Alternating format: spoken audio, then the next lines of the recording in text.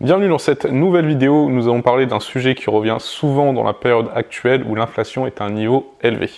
Les SCPI protègent-elles de l'inflation? C'est la question du jour. Les sociétés de gestion et les cabinets qui distribuent des SCPI disent souvent que les SCPI sont un rempart contre l'inflation, car les loyers sont indexés en partie sur l'inflation, comme on va le voir. Alors tu vas voir que malgré le fait que je distribue des parts de SCPI à mes clients, et donc je suis pas totalement neutre sur le sujet, j'ai un avis assez différent sur la question. Donc dans cette vidéo, je vais te partager mon avis sur la question, et on va également voir ce que tu dois changer dans tes investissements en parts de SCPI, pour être plus adapté à la conjoncture actuelle. Mais avant ça, nous allons rappeler l'importance d'investir et surtout l'importance d'investir dans des actifs qui ont une performance plus importante que l'inflation. Si tu n'investis pas ton argent, l'inflation vient petit à petit grignoter ton pouvoir d'achat. Avec une inflation de 2% par an, si tu laisses dormir ton argent sur ton compte bancaire, tu auras 2 fois moins de pouvoir d'achat en 35 ans. Avec une inflation à 3% par an, tu auras 2 fois moins de pouvoir d'achat en 23 ans. En 2022, nous avons connu une inflation de 6%, ce qui fait que si l'inflation reste à ce niveau, tu auras 2 fois moins de pouvoir d'achat en 12 ans si tu laisses dormir ton argent sur ton compte bancaire.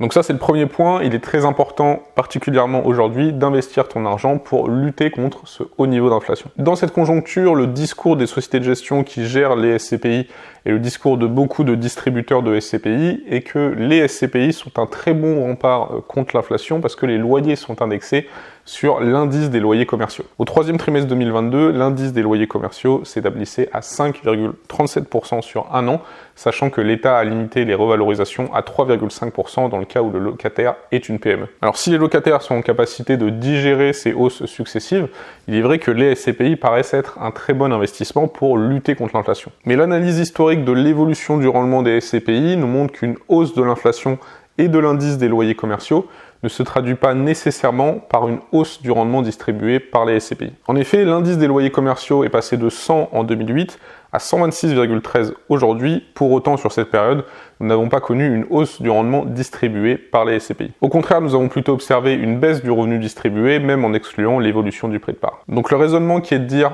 parce que l'inflation est importante, les loyers distribués vont augmenter, parce que ces loyers sont indexés, et donc vous êtes protégé contre l'inflation, ne me semble pas tenir la route historiquement. En tout cas, on l'a vu sur les différentes données. Alors pour nuancer un peu mon propos, on observe d'après les estimations de la société Linksea une hausse du rendement en 2022 qui devrait être vers les 4,7% contre 4,49% en 2021.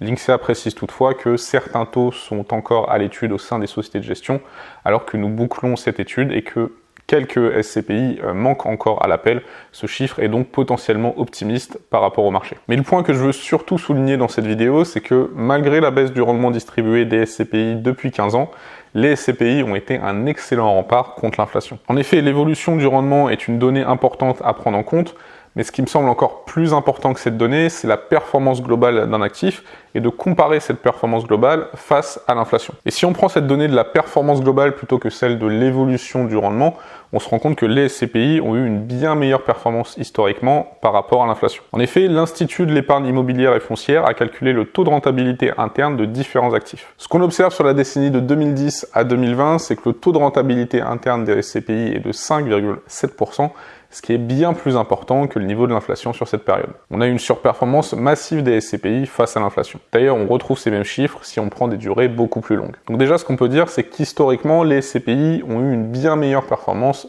que l'inflation. Donc c'est un actif qui permet pas seulement de sauvegarder ton patrimoine, mais qui permet réellement de le faire fructifier. Alors bien sûr, la question qui reste en suspens, c'est celle de savoir si dans le contexte actuel, avec une inflation importante et une augmentation des taux, si dans ce contexte, les SCPI permettent toujours de lutter efficacement contre l'inflation. Tu t'en doutes, il est très difficile de répondre à cette question parce que les êtres humains sont assez médiocres pour prédire l'avenir. On l'observe sur les marchés boursiers, mais aussi sur le marché de l'immobilier. Je vais tout de même te partager mon avis sur la question. À mon sens, dans le contexte actuel d'augmentation des taux, on pourrait connaître une légère baisse du marché de l'immobilier, légère baisse qui ne se traduira pas nécessairement sur le prix des parts de SCPI. Pour rappel, le prix de part est déterminé par la société de gestion dans une fourchette plus 10, moins 10%, par rapport à la valeur de reconstitution. La valeur de reconstitution étant la valeur des actifs immobiliers augmentée des frais nécessaires pour reconstituer le patrimoine de la SCPI, donc en gros la valeur des biens immobiliers, plus les frais d'acte, commission de vente et un peu de trésorerie également. C'est une valeur qui est expertisée chaque année par un expert indépendant. Beaucoup de SCPI ont décidé d'appliquer une décote du prix de leur part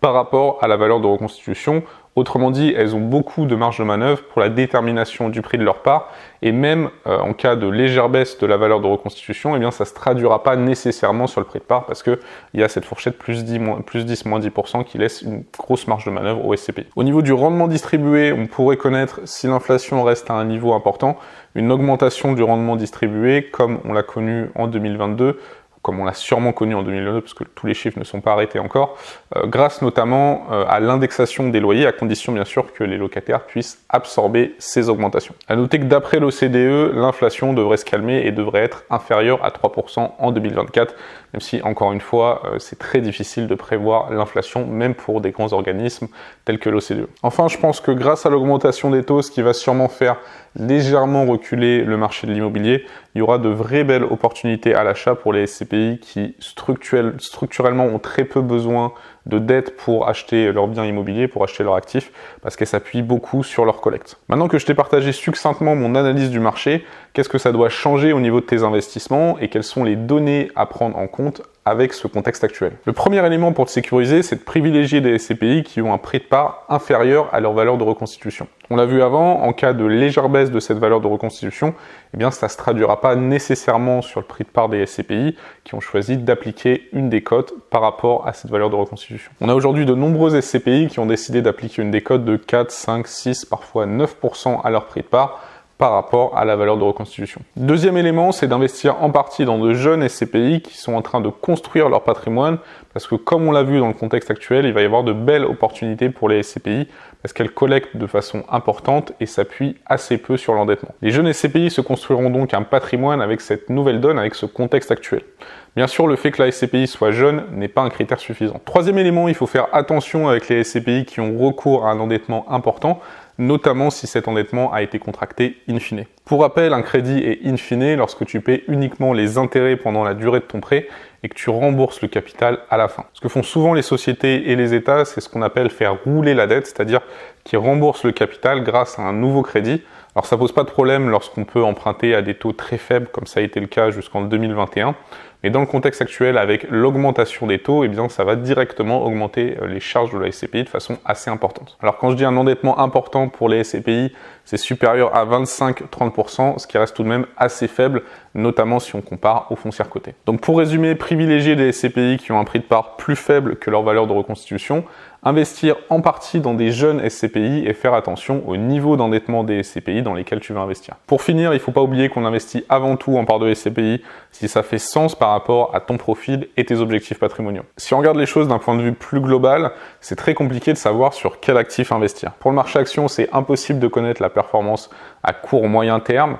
Pour les obligations, si les taux continuent à augmenter, eh bien la valeur des obligations diminuera.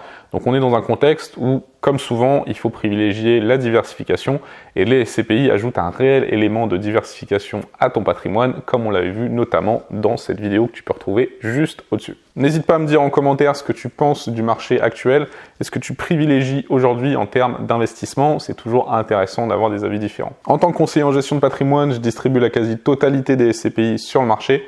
Donc si tu souhaites bénéficier de mon accompagnement personnalisé tout au long du processus d'investissement en part de SCPI, je t'invite à remplir le questionnaire disponible juste ici. Au-delà des SCPI, j'essaie vraiment d'avoir une approche globale au niveau de ton patrimoine en l'analysant et en optimisant ce patrimoine existant que tu t'es déjà construit. Si tu veux qu'on en discute, n'hésite pas à remplir le formulaire disponible ici. Je te souhaite toujours plein de réussite. C'était Benoît. Ciao.